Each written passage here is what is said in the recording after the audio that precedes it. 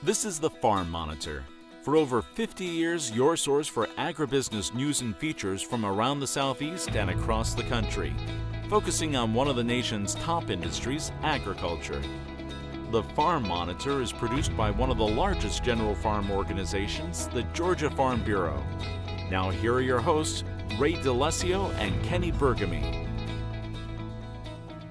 All right, another show off and running. Welcome back if you're a regular viewer, and hey, welcome back to my buddy here, Mr. Bergamy. He was on assignment last week, so to make up for lost time, he's going to handle your show rundown. Yeah, good to be back, Ray, and we've got a lineup we really think you're going to like. Coming up, you can almost smell the blueberry pies baking. What effects, if any, did Mother Nature and other factors have on this year's crop? Also on the program, that majestic animal known as the Clydesdale. We're going to take you to a farm here in Georgia that raises them and why its owner said there is no other breed like them. Plus, well, hey everybody, Ranger Nick. You know, when you think about wildlife in peril, you might think about a tiger or a rhino or an elephant, but we've got this little guy right here in Georgia that needs our help, and I'm going to show you what you can do to help these little guys. That and a whole lot more starts right now on the Farm Monitor. Well, after seeing a dramatic fall in production over the past couple of years due to some late freezes, having a productive blueberry crop in 2019 is essential for growers across the state. Despite some early struggles with labor and weather, this year's harvest is off to a much better start. Damon Jones has your story. After becoming the nation's leading blueberry producing state in 2015 with nearly 100 million pounds harvested, Georgia has seen those numbers fall by more than 60% over the last 2 years because of back-to-back late freezes in the growing season. It's the kind of losses that have really impacted both the industry and the growers. I think most farms have cut expenses for the past couple of years everywhere they can in a survival mode. Our industry has always been a good industry, but unfortunately the last 2 years were unique and out of the ordinary. While this year's mild winter actually caused the fruit to bloom earlier than normal, farmers did run into some early problems getting it out of the field. The mechanical harvesting is in a position where it can help finish the crop as we get into the heavy yields. But unfortunately, the H2A program did not work for us in a timely fashion this year, and we are short many laborers that we had contracted for the season. They've been held up at the border. Even though harvesting is back on track, the delays in labor was an added problem growers were not counting on. The concerns are behind us, but the frustrations will be with us for the remainder of the year because it really put a squeeze on us combined with the past 2 years that we've had. We did not need the added pressure of the problems that we faced with the H2A program. Despite that rocky start, the crop was able to avoid any late freezes, which means there will be plenty of fruit this harvest season. This year we have a decent crop. After 2 years of a complete loss in 2017 and then just a poor quality crop with diminished yield, this year is going to be a decent crop for the Georgia blueberry farmers. While farmers are relieved to have something to harvest this year, it's not quite as big a crop as anticipated for the early high bush varieties, as heavy rains during the growing season stunted the progress. Through late February, early March, we had 15 or 20 days of inclement weather where the bees, the pollinators, were not able to work the fields. And when we did crop estimations of a larger crop based on the bloom count, we found that those pollinators were not able to pollinate the blooms, and we lost some fruit. However, the outlook for the later varieties are very optimistic, which means there will be plenty of fruit for consumers throughout the year. Some of the later varieties, the farthing, which you see behind me, it's got a really good crop on it, and it's going to keep the market, keep product for the market. And we're getting, the next week we'll be heavy into this crop here, and I think there'll be plenty of product to meet the demands in the marketplace. Reporting from Atkinson County, I'm Damon Jones for the Farm Monitor. there's a saying that life is about doing what you love. It's about finding your passions and going for it. One farmer in southeast Georgia has made it his life's motto by farming full-time since retiring from his job and by starting a U-pick operation. The Monitor's John Holcomb has his story. Meet Bob Merck, a farmer down in southeast Georgia that owns and operates a U-pick operation that, according to Bob, has some of the best strawberries you'll ever taste. He started this farm, Merck Farms, 3 years ago, but Bob's agricultural roots go back to his childhood, where his passion for ag was first developed. I grew up in Brunswick, Georgia, actually, not on a farm, but I always loved tractors, trucks, diesel fuel, dirt, and so my uncle had a tree farm near here, actually, and so every chance I got, I was down here working with him, and I learned how to drive a tractor as soon as I could push the pedals, and always loved it. Every opportunity I came and wanted to do it. The passion was so great, he decided to go to college and pursue a degree in agriculture. But sadly, when he graduated in the 80s, the economy wasn't the greatest, and he had to find work elsewhere. I went to University of Georgia to get an agricultural engineering degree, graduated in 1985 when farming was basically belly up and there were no jobs in agriculture. So I did like most of my college classmates did and hired on with the government at Robins Air Force Base at the time. After working in a government position for more than 30 years, he decided he wanted to finally do what he'd always loved, have a farm. So he transformed some land that was set in timber to where he could grow some crops on it. About 11 years ago, which was 9 or so years before I retired from that, I started farming part-time after I had done a couple years of tractor work. So I had bought a tractor and was doing tractor work, so I was kind of getting some of the love of equipment and working outside under my belt. At first, while he was farming part-time while still working, he started out small. But since the operation's very humble beginning, he has really grown the farm well beyond where he started. I started out with 1,500 strawberries, then planted 5,000, then 9,000, then 12,000, and this time I planted 19,500 strawberry plants. And for next year, I'm probably going to plant 25 to 30,000. So I keep going up, and at the same time, my followers on Facebook and my customer base is growing, which is awesome. Now that the word is out about his farm, he has also added to it. He decided to grow more than just strawberries and now grows some vegetables as well, operating as a total U-pick operation that allows people to come out and get what they want and need. I also do vegetables, and currently I have cucumbers, yellow sweet onions, slicing tomatoes, cherry tomatoes, squash, zucchini, collards, kale, eggplant, okra, and I'm planting 2 different green beans, 2 different limas, 3 different peas. So just trying to have a good mix of crops that people like. Reporting in Kingsland for the Farm Monitor, I'm John Holcomb.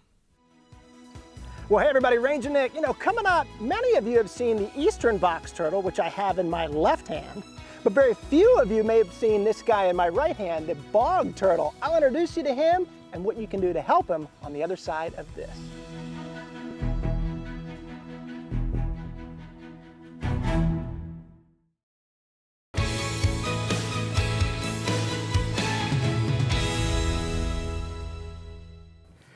Back in the day, a famous jingle included the lyrics, "Head for the mountains." You know the one, head for the mountains. We're not going to go there. Anyway, that is exactly what the Monitor's Ranger Nick did recently. However, he was not in pursuit of an adult beverage. Instead, he was learning about rare plants, feral hogs, and a cute little creature that's listed as a critically endangered species.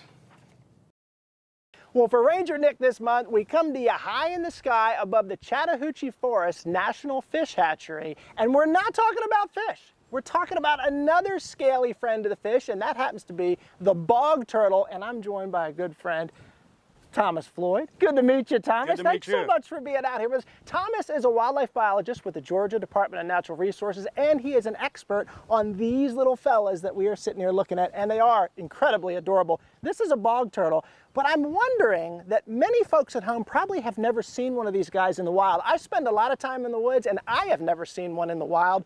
Why is that? Why aren't these more common than we would think? Well, this species is really reclusive. So even in the best habitats, you're not likely to see one out and about. But these habitats themselves are really rare. Okay. Yeah. And many of the habitats around the landscape are degraded and no longer have bog turtles. And I'm thinking maybe that's because of production, that's because of growth of neighborhoods and buildings, and maybe there's an agricultural component to this too? Well, here in the southern Appalachians, the places where these natural wetlands would occur were in flat areas where roads and reservoirs and pastures and farms also occur. And they fragment those habitats. So we're here, you invited me to meet you here at the fish hatchery. Why are we standing here among this vegetation? What are you doing here to help these guys? Well, we've created microcosms here for a captive population. Okay. So one way that we're working to conserve the species is to head start them. Okay. And the goal here is to breed the turtles we have in captivity and produce hatchlings that we can introduce to restored habitat in the wild.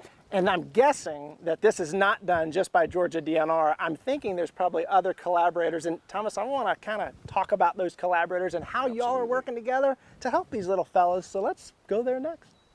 Well, Thomas talked about the importance of creating habitat just like they're doing up here in North Georgia, but to create that habitat, we have to have stuff to put into the habitat, and that's where Carrie Radcliffe comes in. Carrie, it's so nice to be with you. Nice to meet you. You are with the Atlanta Botanical Garden all the way up here in North Georgia, and we're visiting with a pretty cool looking plant that you're going to put into this habitat. What is this and why are we doing that?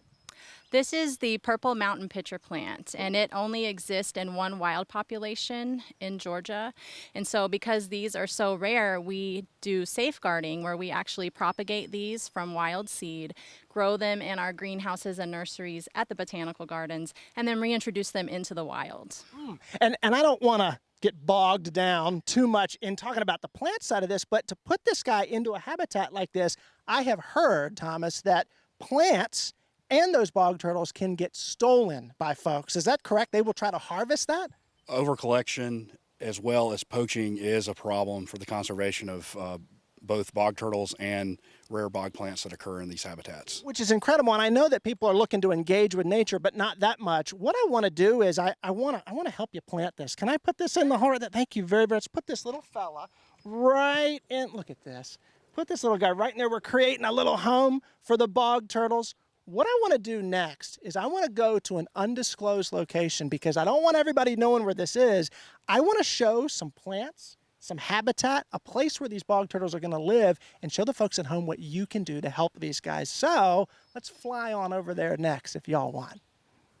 So we've moved locations, and you're looking above an actual bog with bog turtles in it. And this is an example of one of the many bogs in the Chattahoochee National Forest that have been restored with the help of the many partners of the Georgia Plant Conservation Alliance. So we're talking about partnerships, Thomas. What a great marriage there, bringing you guys together to help restore a place like this. Now, not to ask a goofy question, why does it not look as pristine, as nice with the sphagnum moss? Why doesn't it look like we saw back at the fish hatchery? Why does it look like this? This is one of our conservation challenges. This is an example of the unnatural damage from feral hogs that have become a problem in North Georgia. Even as up well. this far north. Increasingly so. They do. So they're coming out here, they're uprooting some of this moss, they're rooting around for the roots and damaging critical bog turtle habitat. That's right. I mean, I think about it in South Georgia, I don't think about it this far north. That's incredible. Now, Thomas, always when the folks are watching at home, I know that folks want to know, what can I do to help that cute little bog turtle and its habitat? So Thomas, what could somebody at home who's watching this do to help that little guy and their habitat? We're constantly in search of new populations and new wetlands. We don't know where all of them are. We've found new populations recently. Any potential habitat, we're very interested in checking out. Really, and I think what we're going to do is we're going to share Thomas's email on the screen there so folks can see that, reach out to you.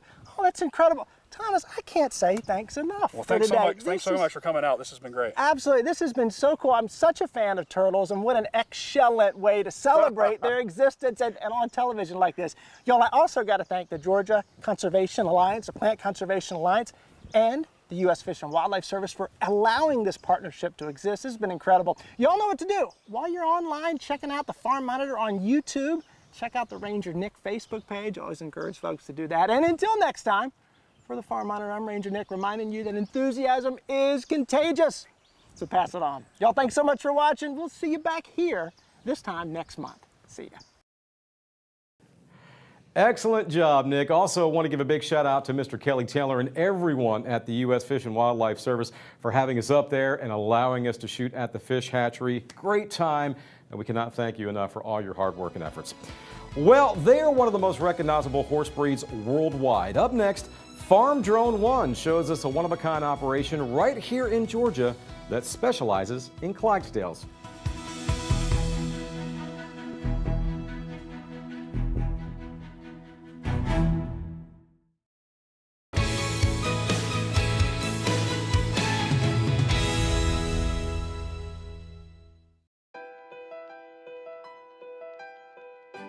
I got involved in 4-H my sophomore year of high school. I had read an article in the paper about a computer science club that was being started in our county. And I had been independently coding and practicing computer science since about middle school. And I thought it would just be so much cooler to do it surrounded by other people doing the exact same thing. So I became a part of that group as a sophomore. Our first club meeting, they gave us a kit you could use to build a computer yourself, which I just lost my mind. To be able to do that and to be able to come out of that meeting saying, oh, I just built a computer in the last hour. That was the coolest thing for me. And to be surrounded by other kids who thought that was really cool and who were very excited about it, I completely lost track of time. And when they opened the club up to new members, I joined as well. I had very little experience with coding or computer science, so I did feel a little bit behind and a little bit like I had less experience than everyone else there did. It definitely took a few meetings for me to catch up and feel very confident in coding, but I think that's kind of the point of the club, is to help students that don't already have that skill develop it. We were the oldest students in the club, so it was sort of natural for us to take on leadership roles, and our experience on the national level definitely helped that as well. 4-H has impacted me most in my ability to lead. So when I first joined the club, I was so shy, I couldn't talk in front of people, I could barely talk one-on-one to a stranger. But through 4-H, I kind of got the opportunity to teach, and that made me realize that I have skills to offer and I can help people through leading. A lot of kids that come in and are very shy or withdrawn, once they realize what they can do and that they can help other people, you start to see them emerge from their shells. And we actually have a lot of kids who go on to teach kids at their schools, so that's always really cool to hear about. My favorite story of a student I've worked with is actually a 5th grader that I worked with named Xavier. He came in and he was very, very shy, and he really was very interested in video games and he wanted to make one of his own. So we introduced him to a Scratch program through which you can make video games or edit other people's video games, and he really took off with that, and he was one of our most invested students. You could tell that once he had something that he felt confident in and wanted to do and could help other people with, he really came out of his shell, and I think it helped him make like friends within the club and everything. It's really cool when teachers or parents will pull us aside and say, I can't believe my kid is, I can't believe what they've done, I can't believe that they're helping other people. You know, they're teaching their little brother or their little sister this. It's really cool to see adults acknowledging the impact that our club is having on their kids. If I was talking to someone that was thinking about joining 4-H, I would just tell them, go do it. I mean, because no matter who you are, no matter what your background is or what you're interested in, there's going to be something for you in 4-H. Someone is going to be running a program that you'd be really interested in. It's going to change your life somehow, and it's only going to change it for the better. 4-H is just there to help you explore your interests and your passions, and that's never going to be a bad thing. Yeah, I agree. I think people don't realize that in 4-H there really is something for everyone, and if there's not, you can create it. There's tons of opportunity within 4-H to have access to resources and skills and experiences that you can't get on your own. It's a huge network that really supports any interest that you might have, and there's no reason to not at least try it out.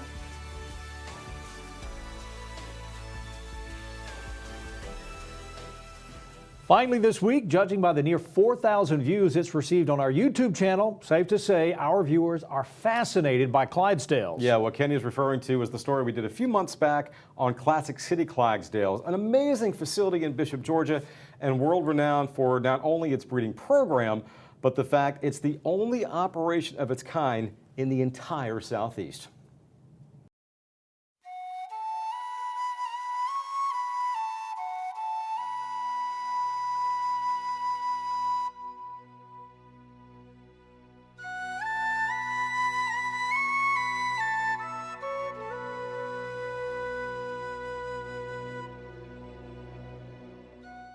Known for their massive size, stepping action, and gentle temperament, the first breed of Clydesdales can be traced back to the 1800s in the farmlands of Scotland. For Shannon Martin, a native of Michigan, Her affection for the breed began a little over 20 years ago.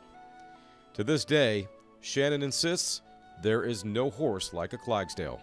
These guys are the most kind, most forgiving animal on the planet. You can do things with a Clydesdale that you would definitely hesitate to do with other breeds. I always say they're the most kid-friendly, husband-safe horse there is. We got our first Clydesdale in 1998. And it was because my husband, who I had met, wanted to find a horse he could ride with me on the weekends. I had worked in high school with a lady who would go to horse auctions, buy unbroke prospects, break them, and resell them as riding horses. I always like to say I was her crash test dummy.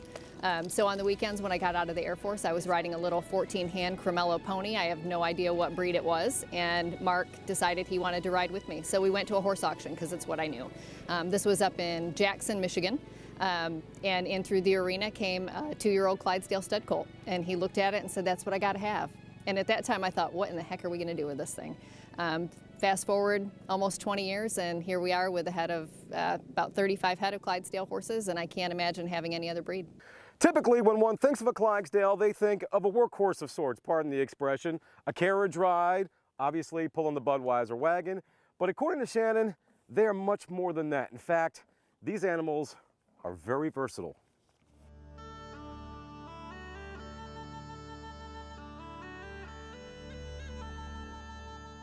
Are they workhorses? Sure. That's what their history was, but we're making new history with them now. In fact, at our World Show up in Madison, Wisconsin in October was the first time we've introduced a dressage section to our World Show. So we're doing a lot more riding with these guys. They're super versatile. Now, are they going to be big jumpers? No, probably not. But you know that, take them out on a trail on the weekend, they love it. They have a great time with it. Shannon admits raising Clydesdales is not for everyone, especially with the always changing climate here in Georgia. For one, they prefer colder temperatures, one of the reasons why Classic City is a rare find here in the Southeast. Additionally, their massive size requires some extra attention. It is kind of a joke here on the farm that I do usually give about 100 reasons why somebody should not own a Clydesdale compared to the one reason why they should. And it's not because I don't want people to enjoy these horses, it's just I really love them and I want to make sure that they land in the best possible environment. The feather that's on their legs definitely requires daily maintenance. You definitely have to watch that. It can be a source of illness and injury for them. And they are big horses, so they require an ample amount of feed to keep them comfortable. These aren't a breed of horse that you just throw out to the pasture and bring in once a week for a trail ride. They definitely need that constant interaction to stay happy and healthy. In the last couple of years since our barn fire in 2016, we realized that a lot of what we do is here. This is what we enjoy. We enjoy the babies, we enjoy the moms, and enjoy sharing them with the public. So we did open up the farm to tours last year. You can come here usually Wednesday, Friday, Saturday at 11 and enjoy a tour of the farm, meet the horses up close and personal.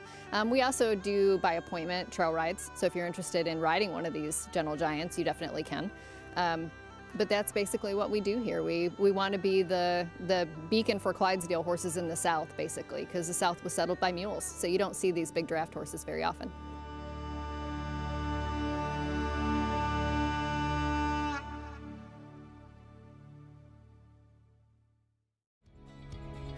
Really neat place. And that is going to do it for this week's edition of the Farm Monitor. A reminder, for all the latest ag info regarding food, great recipes, and what's happening down on the farm, be sure you check out our Twitter, Facebook, and Pinterest pages.